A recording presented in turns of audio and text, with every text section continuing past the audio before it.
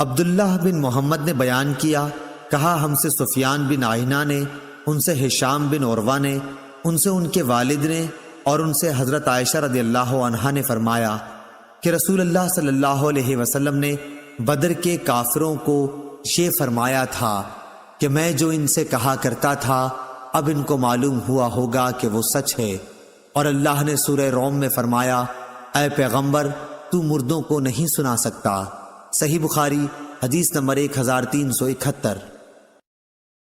عبدان نے بیان کیا، کہا مجھ کو میرے باپ عثمان نے خبر دی، انہیں شعبہ نے، انہوں نے اشعث سے سنا، انہوں نے اپنے والد ابو شعشع سے، انہوں نے مسروق سے، اور انہوں نے عائشہ رضی اللہ عنہا سے کہ ایک یہودیہ عورت ان کے پاس آئی، اس نے عذاب قبر کا ذکر چھیڑ دیا اور کہا کہ اللہ تجھ کو عذاب قبر سے محفوظ رکھے۔